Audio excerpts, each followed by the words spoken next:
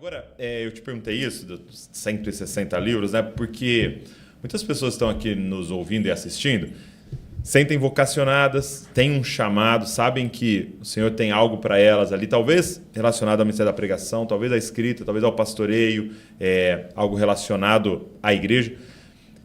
E eu percebo que a pessoa fica sempre com uma sombra no coração de, mas eu não sou filho de um pastor, como, por exemplo, o meu caso, filho do pastor Josué, neto do pastor Zico, né? Ou eu não estou numa região central, né, perto de um seminário teológico, eu não estou numa igreja que tem um seminário muito forte aqui dentro e tal. E eu queria que você retomasse para a gente um pouco da sua história, para inspirar. Eu acho que uma das mensagens que mais me impactou foi não desista dos seus sonhos. O senhor usa um pouco da sua história para ilustrar, né? Fala para as pessoas que estão nos ouvindo da onde o senhor veio, né? Pois é, camarada. Eu nasci numa região rural. Minha família, na época, muito pobre, em virtude da conjuntura da época, né? Não tinha estrada, não tinha rádio, não tinha televisão, não tinha luz elétrica. Não tinha luz elétrica? Não tinha. Eu fui criado até a minha adolescência com lamparina de querosene. É mesmo? Acordava de manhã com o nariz cheio de fumaça. O senhor está com quantos anos? Eu estou com 64. 64. Então, a situação era muito difícil. Até porque eu, sendo filho caçula, na época minha mãe ficou muito doente e meu pai não tinha como tirá-la de casa, porque se era transportado numa padiola, na época uma pessoa ficava doente, um lençol amarrado numa vara e duas pessoas carregando a trilha. Então, veio o médico, examinou minha mãe e disse, olha, essa mulher não vai sobreviver. Ela só tem uma opção, tem que sacrificar a criança para salvar a mãe. Se não sacrificar a criança, ela está em agonia de morte. A mãe muito doente, não vai conseguir dar à luz, e se não tirar a criança, a mãe morre junto com a criança.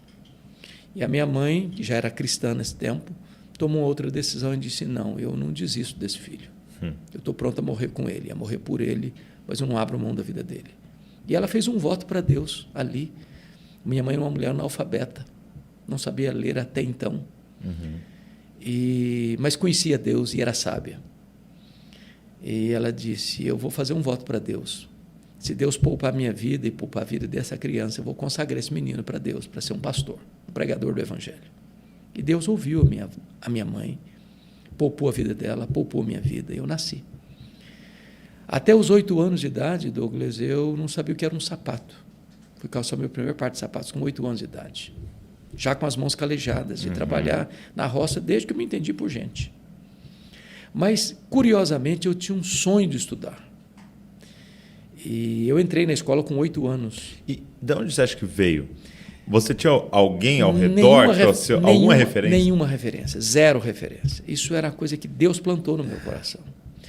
E eu, desde o primeiro ano, fui o primeiro aluno colocado no primário, no segundo ano, terceiro ano, quarto ano. E no quarto ano, a minha professora, que me alfabetizou, estava se mudando, é uma providência de Deus. Ela estava indo para Vitória. E ela, sabendo do meu sonho de estudar, e eu nunca tinha dormido uma noite fora de casa, filho caçula, ela disse, você quer vir comigo? Eu disse, se os meus pais deixarem, eu vou. 9 anos de idade? Eu tinha 12. 12, 8 com mais 4, diferente 12. De hoje. E aí, com 12 anos, eu subi na carroceria de um caminhão.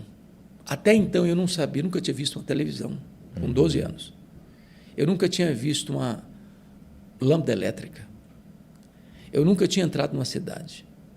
Com 12 anos, fui parar no pior bairro da Grande Vitória, dentro de um mangue, do lado de um prostíbulo, um barraco de tábuas com 4 cômodos, 10 pessoas. Mas veja a visão dessa professora. Ela tinha todas as razões do mundo para não colocar mais uma pessoa na casa dela. Meu Deus.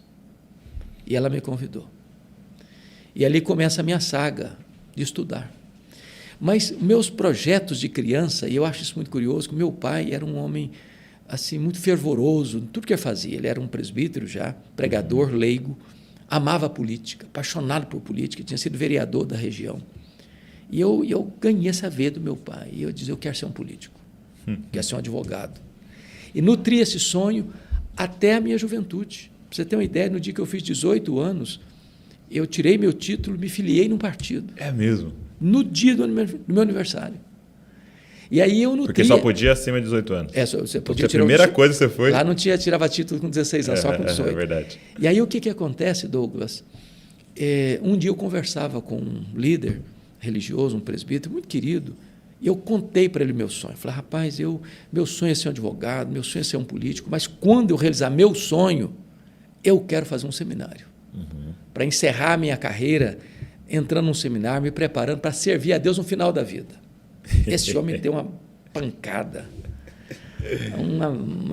Me pegou de cheio. Disse, rapaz, você quer dar o resto para Deus, a sobra para Deus.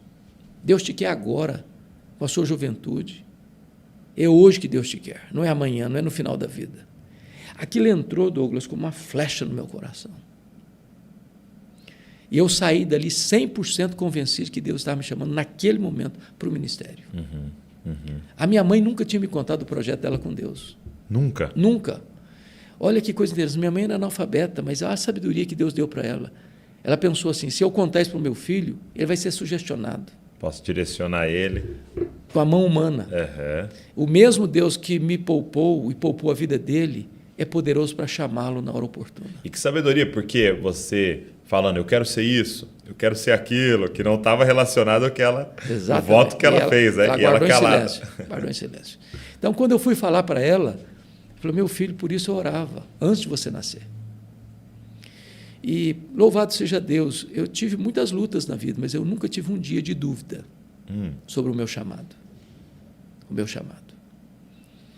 E eu jamais podia imaginar do que Deus fizesse comigo o que já fez até hoje. Eu queria ser pastor. E o meu referencial de pastor na época, Douglas, era de um pastor itinerante, que era pastor de 4, 5 igrejas, que tinha 2 camisas, uma remendada. Era aquilo que enchia o meu coração. Então, quando eu vejo o que Deus fez na minha vida, hoje eu só posso atribuir ao milagre da graça. Sim. Só isso. Ao Senhor escolhendo, capacitando, enviando. E alargando os horizontes. Porque é lindo, né? E sempre eu tenho essa oportunidade de estar de frente com muitas pessoas aqui e ver essas pessoas no caminho, né? Muitas vezes anônimas, essas pessoas que pegam uma professora, né? Que mudou o destino de um homem, né? A mão da providência de Deus. Depois você vê esse presbítero te parando, né? E apesar que talvez teríamos Hernandes Dias Lopes presidente, mas tudo bem. Muito bom, muito bom. E eu amo política até hoje, eu acompanho a vida política até hoje, mas também era um amor pela oratória, não era?